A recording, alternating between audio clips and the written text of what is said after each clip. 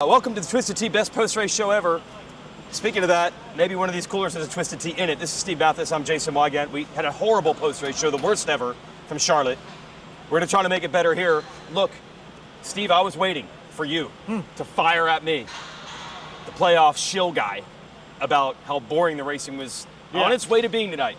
And it was headed to be a true snoozer. It really was. And then Levi Kitchen completely changed the game. I literally put, after the first two at the main, Z's across in a group text. Fair. But then Kitchen helped out, Jet helped out, all of them helped out. Lappers helped out. Yeah. So it was great. The racing ended up being really good. Track was not awesome for these racing, but because of other riders making mistakes, we had a great night. Okay, look, I know that the fans are going to watch this and be like, Mathis hates Deegs. Look, I'm sure even you would say, that was a bit much, Kitchen. That was a bit much. It was greasy. It wasn't dirty, it was greasy. Like he crossed a couple, like T-boning is dirt. When you T-bone someone, but there was side-to-side contact. But no, listen, it wasn't for... They both went down. I know, but it was pretty bad, dude. It was pretty bad. We need to find Twisted Teas. Oh, you want to interview this guy? Yeah. You want? Yeah. All right, you go interview him. I'm going to bring in Adam Enticknap. I'm going to interview the German. Okay, Steve's going to talk to Roxon. His take was horrible, so he's booted from the show. Yeah. Can you give me your opinion on the Kitchen pass on Deegs, Adam Enticknap? I mean, this is why I called you over. Really? Literally. I wanted to know what went down in the booth. Like, literally, this is all I wanted to know, because to me, this was the biggest event of the weekend and the biggest statement, like, by far. It might have cost Deegan the title. It could. I mean, he still got 6th overall. Yes, so we made the joke. This is hilarious. You'll love this. So he's now down 10 points to Shimoda. Yes. If Shimoda gets second next week and Deegan wins, Shimoda still wins the title. So you know what that means? Deegan's got to stop Shimoda from getting second. Yes, but also I've seen, like, I like Shimoda. I love the way he rides, but I'm not 100% convinced in those high-pressure situations that Shimoda is going to come through. And there's guys like Hammaker, who've been riding very well. And Hammaker wants a piece of this championship after losing the championship. So there's so much going on. But back to the point, I think that was a statement pass from Levi Kitchen, and I don't care where Levi Kitchen ends up. I think somebody had to have repercussions for what Hayden has been doing to all the rest of the competition. I'm glad you said it. I'm not the ex-racer. I didn't want to go deep on that. But I did say on the broadcast, look, he has had a trash-talking rivalry with pretty much every guy in the gate. That doesn't mean you deserve to be taken out. But sometimes when you don't have friends on the track, it can be costly. Yeah, but this is my favorite part. Because, okay, so they get off the track, and I see the dozer stop, right? They want to watch? No. The dozer stopped, and then as the checkered flag goes by, Levi pulls up, and they stop Levi, and Hayden comes behind him. And I'm waiting, like, I'm looking at them, like, okay, shit's going down right now. Yeah. And you want to know why nothing went down? In my opinion, Hayden knew at some point something was going to happen, and he took it on the chin like he should have and said, well, something was going to happen. It's all right. I'm going to move on and move forward. You mean I've trash-talked these dudes for 3 years. It was going to happen. Like at some point, something is going to have some kind of repercussion. That's actually a great perspective to have, because he set himself up a million times. They never do it. They never take revenge. Yes. And maybe it finally happened. I think Levi, that was a statement from Levi, like, hey, dude, I'm not just going to let you do this. I don't care what place we're in. I don't care where we're at. And that's what he had to do as a racer. Now, I'm a big Hayden Deegan fan, so I hate to see it. I'm also a Levi Kitchen fan. But at the same time, Hayden still has the upper hand, but at least he'll look over his shoulder. And that's what you have to do. Because what happened because of the crash broke the momentum. You've seen another mistake happen. That's the only way you're going to get Jet or Hayden off the top. You have to break that momentum. They have so much snowball effect going on. It's just going to keep rolling if they don't. All right, we're going to get to the 250 press conference, not including Kitchen or Deegan, who I don't think we're doing any media tonight. And we'll be right back because they're tearing that table down and my stuff's on it. Be right back. Yeah, I'm in a good spot. It was a solid day all around. I felt better physically today. Obviously, we're inside. It wasn't as hot out, and had 2 more consistent motos than I had been, and second moto was a big step in the right direction, just with, being more consistent. Lap times didn't drop off as much, and wanted to, try and get Joe, but he was riding pretty well, and on the track that kind of had a limit to it. Just had to ride a little bit safe, and overall good day. as far as next weekend, I just want to go in there and try to win the race and see where that puts me, but and just keep this consistent kind of riding going, and wherever that puts me in the end of the championship, hopefully it'll be up there. But we're getting one more race and then we're into the off season, so it's been a pretty good year so far, and just looking to keep that going.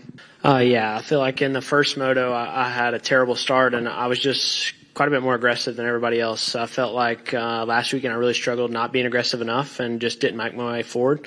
And I really kind of focused on that going into that. It didn't matter to start. I was just going to be as aggressive as possible. And, just kind of I was just setting up the passes really well. And kind of blew me out a little bit on that second. I was a little tired going into that one. But, it's what you do when you don't get a good start. And that second one I gave it all I had, but just didn't quite have the fitness to run all that time. Just a little tired from that first one. All right, that's 250 class. Joe Shimoda was sick, by the way, and somehow got in there. Not this, you're banned. You're banned from the show. Bad takes. So, Track Talkers. Yes, Track Talkers, yep. Yeah, Yep. with you and your bro. Yep. Speaking of bros, once again, it looks like it's going to be Lawrence v. Lawrence, Yeah. 1-2, with $1 million and 500,000 on the line. Yeah. Pretty wild.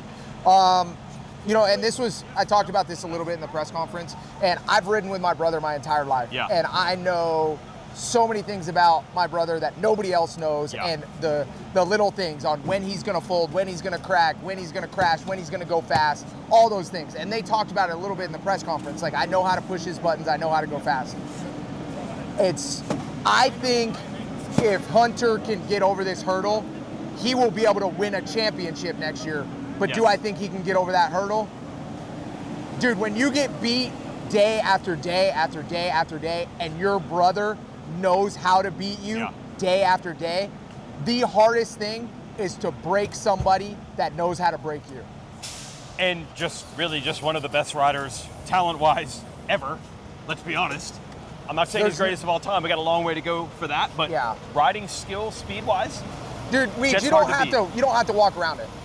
thank Jet you. Lawrence is one of the best riders we've ever seen ever Yeah. in Supercross. I mean, Right. we're talking Jeremy McGrath, James Stewart, Ricky Carmichael. Thank you. Possibly better than all of those guys, in my opinion, could definitely be Yeah, there. so you got to be that guy. That's going to be tough. And how old is he right now? 22? 22. So he's in his prime. Yeah. And on top of all that, there's no nerves, I mean, in the press conference, he's like, yeah, whatever, bro, blah, blah, Yeah. blah, blah, blah. Well, they raced last year for it, and Jet Yeah. came out on top. It was darn close. Hunter was awesome. Hunter pushed him, but Jet got it. So yes, there's no reason for him to be that as nervous as he'd probably be against Yeah. other people. The only dude that is going to beat Jet that I've seen in my past, and this is from Supercross history, is when a guy is that relaxed Yeah. and that good, you forget for a millisecond that you're riding a dirt bike and it can catch you. And so that, to me, is Jet's biggest worry. Yeah, but he's going to be locked in next week. Let's go to the 450 press conference, hear from the Lawrences and Eli Tomac, and then wrap this up. Happy to get the overall. Jet's had enough wins, so we can just overlook that one.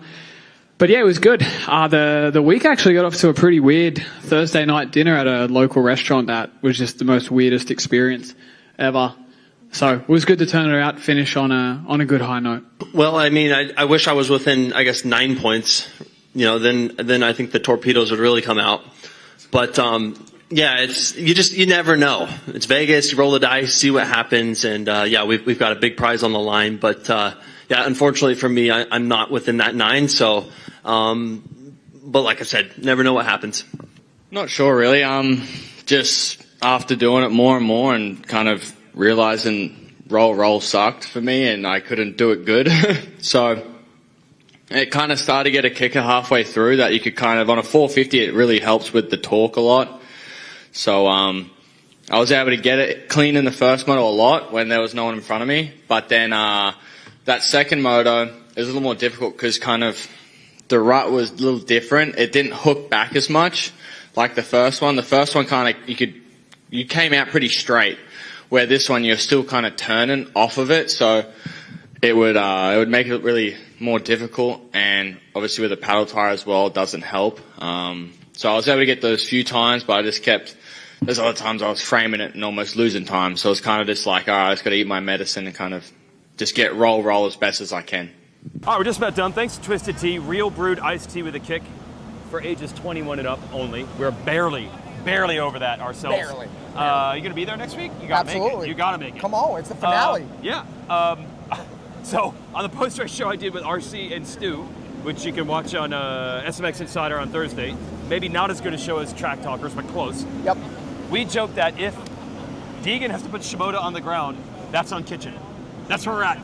That's where we're at next week. I love the math is mathing right now. Yeah. Yes, Yeah, I mean, that math makes is mathing. sense. Poor Joe. Because Joe, if he cruises in second, he wins. So, and it's Deegs. Who's the most likely guy to tune him up? Like, it's Deegs, dude. Yeah. He's good at it. The best case scenario for Joe right now is Deegs gets out front and goes 1-1, and then Shimoda gets 2-2 and he wins, right? Yes, but would Deegan allow that? Or is Deegan going to slow down? I think that from a racer perspective, being who he is, I don't think you can slow down. Okay. Now, the odds of him getting 2 whole shots, especially when he knows second moto that he has to beat. Oh. You see what I'm saying? Start behind him? Just maybe hit the brakes a little bit in the first corner. Okay. But if he's out front and he's leading, he's not going to let him by and then take him out. It's not going to happen. But these guys are professionals, so they know how to make it look like it might be innocent. Kitchen probably say it was an accident too. Probably will. Oh, 100%. Oh, if you yeah. ask Kitchen that, oh yeah, bro, I don't know, my front end caught the rut. Oh, he misjudged it? Yeah, misjudged it. Misjudged it. Yeah, that's all. Brakes went out. Brakes went out. Yes, he didn't mean it. Watch even Friday next week, because I think the mind games might start there and go all the way through Saturday. Maybe we'll get you on the post-race show again. Love it. Adam Enticknap, thanks to Twisted Tea. See you in Vegas.